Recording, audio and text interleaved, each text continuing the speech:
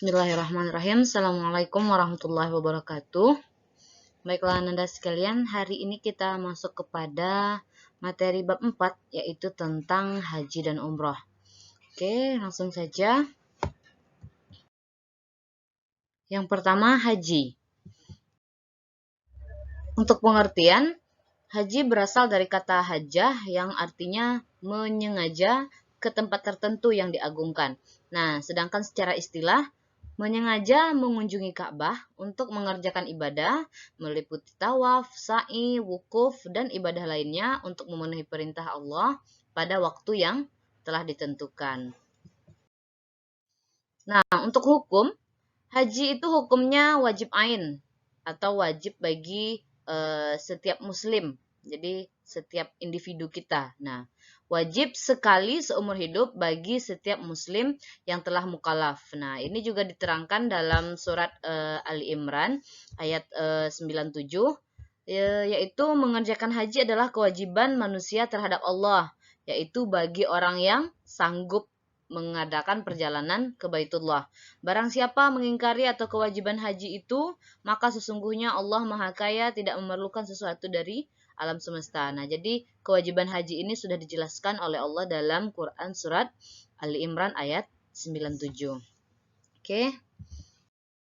Lanjut, syarat wajib haji. Nah, seseorang diwajibkan untuk berhaji apabila yang pertama Islam, kemudian dia berakal, kemudian sudah balik, kemudian merdeka, dan terakhir mampu. Nah, apabila syarat maksudnya dari semua poin ini sudah terpenuhi, maka jatuhlah kewajiban wajib baginya untuk berhaji. Nah, begitu. Jadi, kalaupun nanti salah satu misalnya dia Islam, balik, berakal, merdeka, tapi belum mampu, maka belum wajib baginya untuk berhaji. Nah, begitu. Kemudian rukun haji. Nah, rukun apabila tertinggal salah satunya maka batal. Nah, jadi rukun haji yang pertama ada ihram, yaitu berniat sesuai dengan miqat. Miqat ini ada nanti tempatnya, nanti akan dijelaskan. Ihram itu berniat, kemudian wukuf di padang Arafah, kemudian tawaf, sa'i, tahallul, dan tertib. Nah, itu yang masuk kepada rukun yang apabila tertinggal salah satunya maka hajinya batal. Nah, oke, di sini untuk wukuf, untuk ihram dulu. Ihram itu niat sesuai dengan miqatnya, nanti kita bahas. Kemudian wukuf juga, wukuf itu di padang Arafah, mulai tergelincir matahari ketika zuhur pada tanggal 9 Zulhijjah sampai terbit fajar di 10 Zulhijjahnya. Tawaf ifadah. Kalau untuk haji itu namanya tawaf ifadah, tapi ada tawaf yang lain, ada beberapa macam tawaf. Ada tawaf kudum. Tawaf kudum ini sama dengan tawaf selamat datang, sama dengan kita sholat tahiyatul masjid. Ketika baru sampai di Masjidil Haram, kita tawaf, maka itu namanya tawaf kudum. Kemudian tawaf ifadah itu tawaf urutan dalam rangkaian haji. Kemudian tawaf wada itu tawaf selamat tinggal sebelum meninggalkan Masjidil Haram. Kemudian tawaf tahallul, setelah kita tahallul, kalau mau tawaf maka tawafnya disebut dengan tawaf tahallul. Kemudian tawaf nazar, apabila sudah menjanjikan seperti nazarnya puasa, nazar yang lain-lain, maka tawaf juga ada tawaf nazarnya. Dan tawaf sunnah. Nah, tawaf sunnah ini boleh dilakukan kapan saja. Misalnya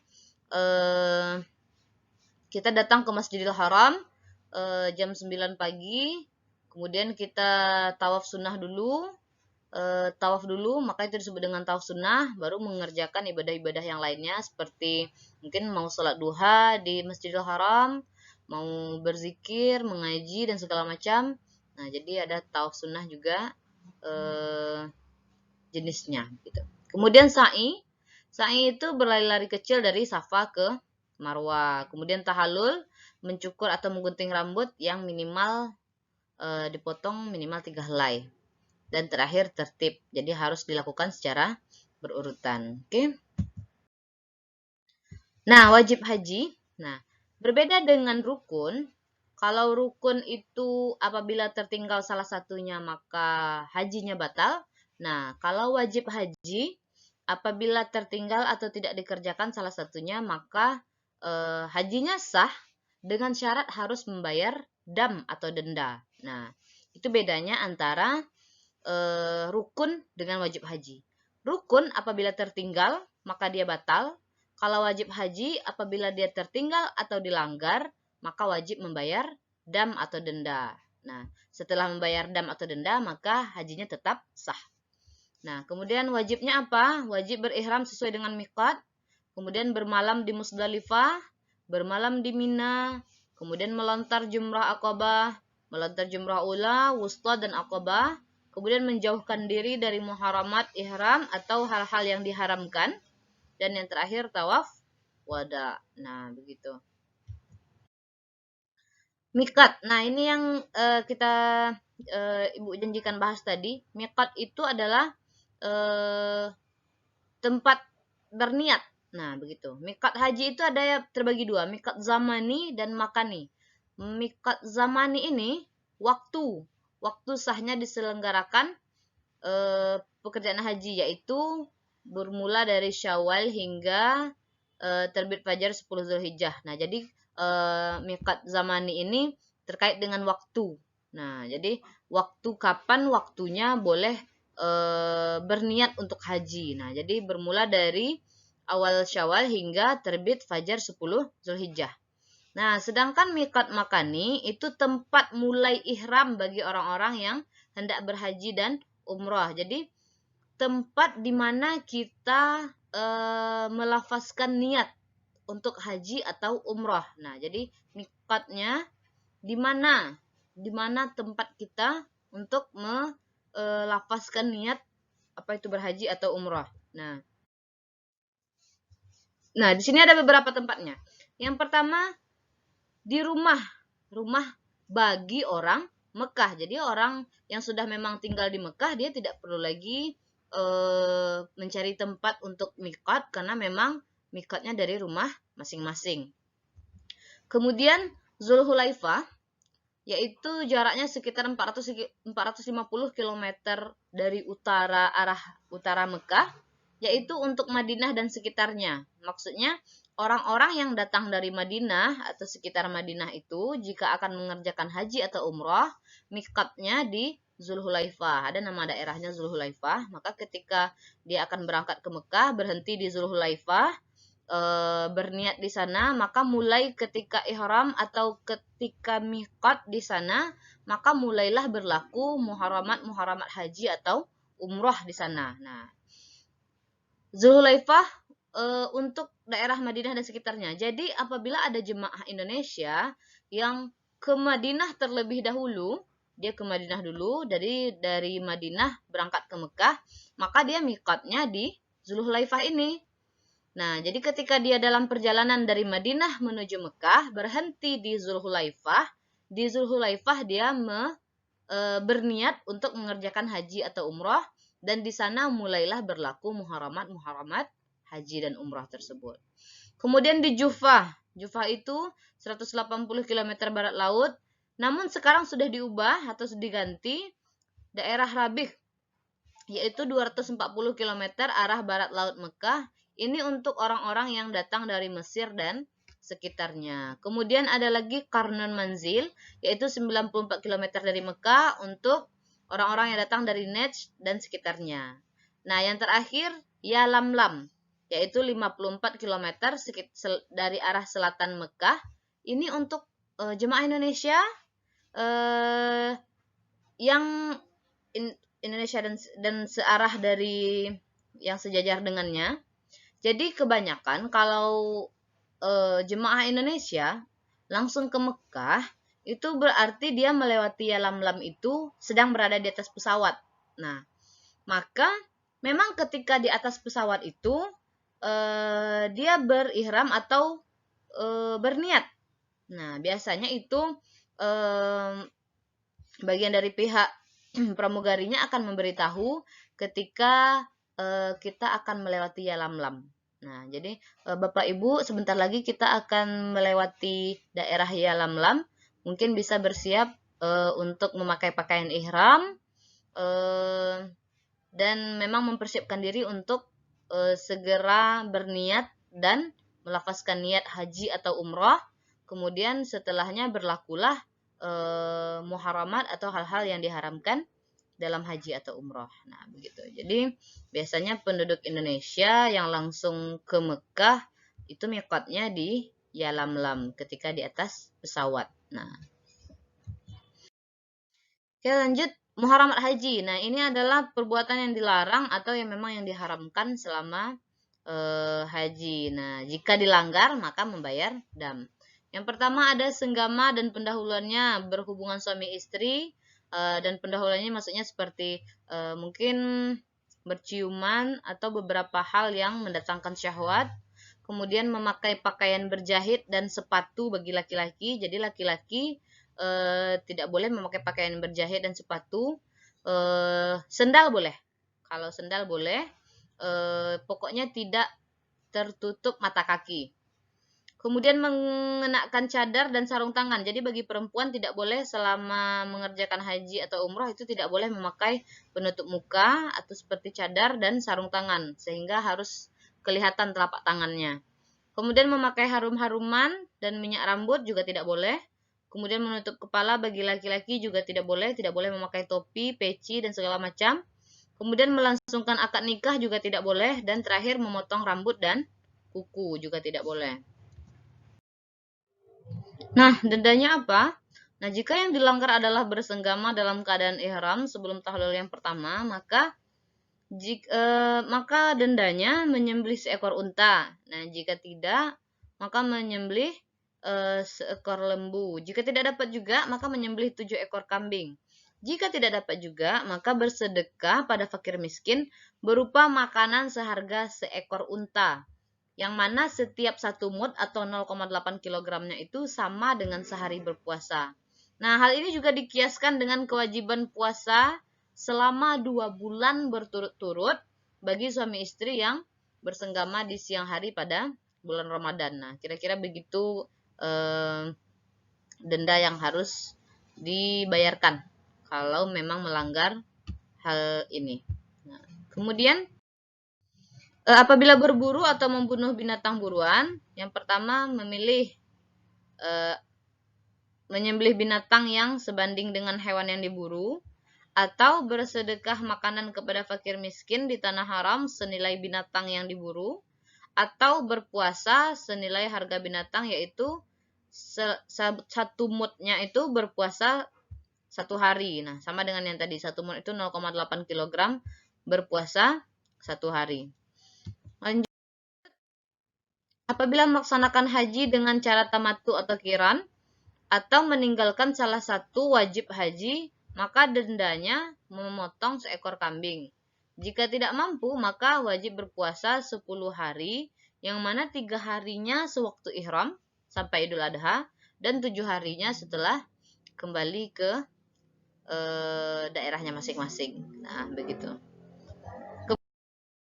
Kemudian apabila mengerjakan dari salah satu hal ini, dendanya memotong seekor kambing, berpuasa 3 hari, memotong seekor kambing atau berpuasa 3 hari, atau bersedekah sebanyak 3 gantang atau 9,3 liter makanan kepada 6 orang fakir miskin.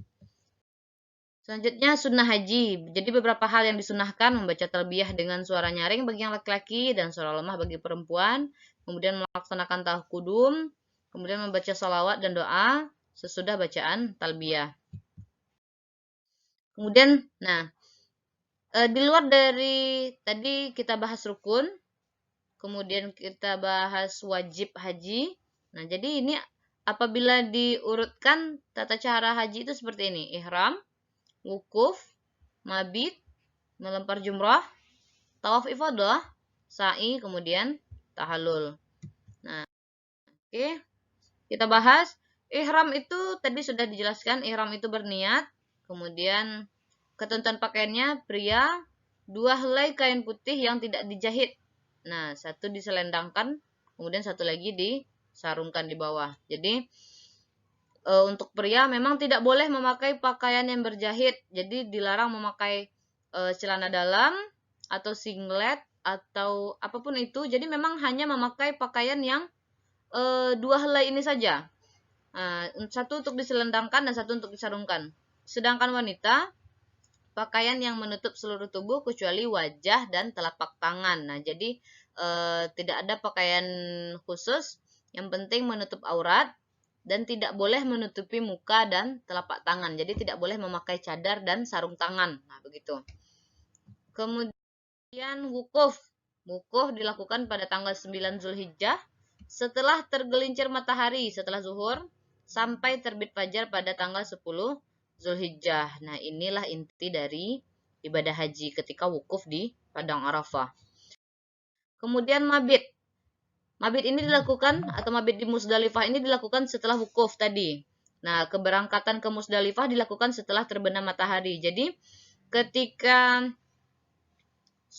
setelah maghrib tanggal 9 tadi, itu kan tanggal sudah berubah menjadi tanggal 10 Zulhijjah. Nah, silahkan berangkat ke Musdalifah. Nah, jadi bermalam antara maghrib hingga terbit fajar 10 Zulhijjah itu sudah berada di Musdalifah. Nah, jadi pada saat ini jemaah mengumpulkan batu untuk melempar jumrah. Jadi ketika di Musdalifah ini kita mengumpulkan batu atau kerikil untuk besok paginya melontar jumrah di Mina. Nah, kemudian melontar jumrah dilakukan pada tanggal 10 Zulhijjah di Mina dan dilakukan setelah terbit matahari. Nah, jadi ketika tanggal 10 itu kita berangkat ke Mina untuk melontar jumrah. Nah, jumrah Aqabah dilakukan dengan 7 kali lemparan. Nah, jadi ini dilakukan pada tanggal 10 Zulhijjah di Mina. Kemudian kembali ke Mekah dan melakukan tawaf ifadah. Nah, ada ketentuannya menutup aurat, suci dari hadas besar dan hadas kecil. Kemudian Ka'bah berada di sebelah kiri kita. Nah, selama tawaf. Jadi, kita mengelilingi Ka'bah itu berlawanan arah dengan jarum jam. Nah, jadi ketika selama proses tawaf, selama mengelilingi Ka'bah itu, Ka'bah berada di sebelah kiri kita. Jadi, kita berkelilingnya itu berlawanan dengan arah jarum jam. Mengelilinginya sebanyak 7 kali dan harus dilakukan di Masjidil Haram tentu. Karena memang Ka'bahnya adanya di Masjidil Haram. Kemudian cara melaksanakannya dimulai dari Hajar Aswad. Nah, nanti ada itu pilar hijau pertanda di mana kita mulai hitungan tawaf kita. Nah, jadi kita itu pilar hijau itu lurus posisinya dengan Hajar Aswad. Nah, disertai dengan niat tawaf ifadah. Kita niat di sana, niat tawaf ifadah. Kemudian dimulai dari Hajar Aswad. Dilakukan sebanyak 7 kali putaran, mengelilingi Ka'bah berlawanan dengan arah jarum jam sebanyak 7 kali putaran. Nah, jadi nanti berawal di Hajar Aswad, diakhiri juga di Hajar Aswad. Nah, sebanyak 7 kali. Kemudian sa'i. Syaratnya dilakukan setelah tawaf. Jadi kita setelah tawaf di sekitaran Ka'bah, kita berangkat ke Safa Marwah untuk melaksanakan sa'i. Dilakukan setelah tawaf ifadah, dimulai dari Safa, diakhiri di Marwah. Jadi Safa ke Marwah itu hitungannya 1 kali, Marwah ke Safa lagi itu 1 kali, jadi itu dilakukan sebanyak 7 kali. Nah, dilakukan sebanyak 7 kali juga, Safa ke Marwah, Marwah ke Safa lagi, Safa ke Marwah lagi, sampai 7 kali. Nah, disunahkan berjalan biasa, kecuali di lampu sunnah lari kecil bagi pria. Nah, jadi ini gambar tempat lokasi sa'i yaitu Safa dan Marwah. Jadi kira-kira di ujung sini. Nah, di sini ada Bukit Marwah. Arah ke sini itu adalah Safa. Jadi jangan Anda bayangkan Safa dan Marwah itu kita di luar ruangan, di antara bukit ke bukit itu kita berlarian di pasir atau bukan. Jadi Safa dan Marwah ini sudah di dalam ruangan. Maksudnya bukitnya tetap ada, tapi sudah dilindungi oleh pagar yang memang sudah dibikin oleh manusia. Kemudian kita berlarian antara Safa dan Marwah itu sudah ada jalurnya. Ada jalur khusus dari Safa ke Marwah, kemudian ada lagi jalur khusus dari Marwah ke Safa kembali. Jadi kita tidak bentrok sama orang yang berlawanan arah dengan kita. Nah, Di antara Safa dan Marwa ini nanti ada di atas langit-langitnya itu pilar hijau atau lampu berwarna hijau. Jadi ketika kita melewati lampu hijau itu, maka disunahkan untuk berlari-lari kecil. Nah, jadilah dia berjalan biasa kecuali di lampu sunnah. Nah, jadi ada di lampu sunnah itu kita disunahkan untuk berlari kecil bagi yang pria ya. Jadi yang perempuan juga disunahkan juga mungkin agak mempercepat langkahnya. Nah, memperbanyak tahmid dan doa, kemudian membaca doa di sepanjang perjalanan dari Safa ke Marwa. Jadi ketika kita proses jalan dari Safa ke Marwa itu berdoalah sebanyak-banyaknya, apapun itu doanya. Nah, itu untuk sa'i. Kemudian tahallul, ini merupakan penutup rukun haji. Tahallul menggunting rambut paling sedikit 3 helai dan disunahkan dicukur seluruhnya bagi laki-laki. Bagi wanita cukup menggunting 3 helai saja. Jadi untuk yang perempuan ketika sudah selesai sa'i langsung tahallul, nanti akan ada disediakan biasanya itu kita kan berakhirnya di Marwa. Nah, jadi ketika di Marwa itu mau bawa gunting sendiri boleh atau mau pakai, biasanya orang ada menyediakan gunting di sana, kita potong saja. Mungkin kalau yang untuk wanita cukup kalau sudah terpotong 3 helai sudah gitu. Kalau yang untuk laki-laki memang ketika di Marwa potong saja sedikit terlebih dahulu, nanti selesaikan di luar. Nah, jadi memang barber di sana banyak juga. Jadi untuk kan yang laki-laki ini disunahkan untuk mencukur seluruhnya. Jadi kalau mau mencukur seluruhnya di luar Masjidil Haram banyak barber. Nah, begitu. Nah, untuk manasik haji ada beberapa perbedaan. Mungkin Anda sudah sering mendengarnya, ada haji ifrat, haji tamattu, dan haji kiran. Perbedaannya apa? Haji ifrat itu yang mana mendahulukan haji daripada umroh. Sedangkan tamattu mendahulukan umroh daripada haji. Sedangkan kiran itu niatnya samaan, mengerjakan haji dan umroh sekaligus. Jadi langsung dua-dua niatnya, niatnya keduanya untuk haji dan umroh. Nah, begitu.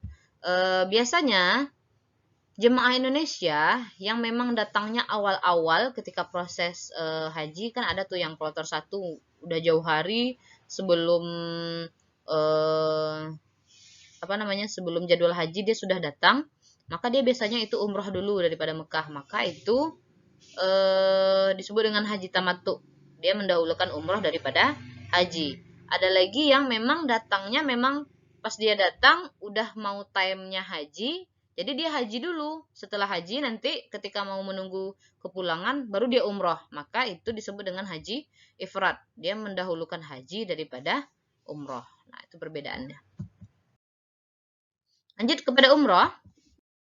Singkat saja, kalau umroh ini ziarah Ka'bah, tawaf, sa'i, motong rambut. Jadi simple ya. Umroh wajib dilaksanakan 1 kali seumur hidup dan tidak ada waktu khusus. Kalau haji kita hanya melaksanakannya di bulan Zulhijjah. Nah, kalau untuk umroh mau kapan saja boleh. Oke. Kemudian syarat rukun dan wajibnya, syaratnya sama dengan haji. Anda boleh lihat back lagi kepada syarat-syarat haji. Rukunnya simple, cuma 4. Ihram, dia berniat sesuai dengan miqatnya. Kemudian melaksanakan tawaf, memutar mengelilingi Ka'bah, kemudian dia sa'i, berlari-lari kecil dari Safa ke Marwah, kemudian selesai, ditutup dengan tahallul. Nah, jadi untuk umrah 4 ini saja. Wajib umrah, wajib berihram dari miqatnya, sama dengan tadi. Kalau kita dari Indonesia langsung menuju Mekah, miqatnya di Yalamlam. Kalau mungkin berangkatnya dari Madinah, mungkin miqatnya di Zulhulaifah. Nah, begitu. Kemudian menjauhkan diri dari muharamat umrah yang jenis dan banyaknya sama dengan muharamat haji. Jadi beberapa larangan untuk haji juga berlaku untuk larangan umrah. Kemudian hikmahnya bagi kita yang melaksanakan tentu mempertebal iman dan takwa kepada Allah, mendapatkan banyak pelajaran berharga, menstabilkan fisik dan mental, karena memang untuk tawaf 7 kali, sa'i juga 7 kali, itu butuh fisik yang kuat. Karena itu lumayan menguras tenaga. Nah, kalau untuk tawaf dan sa'i. Kemudian menumbuhkan semangat berkorban, mengenal banyak tempat-tempat bersejarah. Kalau untuk kita secara keseluruhan, tentu mempererat ukhuwah Islamiyah sesama muslim dari berbagai penjuru dunia. Karena kita kalau udah time-nya haji, itu masyarakat penduduk Islam di seluruh dunia akan bertemu di Mekah.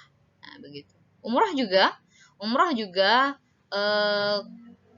tidak dari Indonesia saja, pasti seluruh umat Islam di dunia melaksanakan umrahnya tentu di ketemunya di sana. Nah, begitu. Sebagai momentum untuk membina persatuan dan kesatuan umat Islam sedunia, kemudian sebagai sarana evaluasi sampai sejauh mana dakwah Islam telah dijalankan oleh umat Islam di seluruh dunia. Oke, mungkin sekian untuk materi kita tentang bab haji dan umrah. Ibu rasa tidak ada yang sulit, tapi jika ada yang memang Ananda pertanyakan, kurang paham atau kurang mengerti, bisa langsung japri, chat pribadi, WA, atau kita buka diskusi di grup WA kelas. Oke. Kita tutup bab 4 ini dengan hamdalah. Alhamdulillahirrabbilalamin. Banyak salah, mohon maaf. Assalamualaikum warahmatullahi wabarakatuh.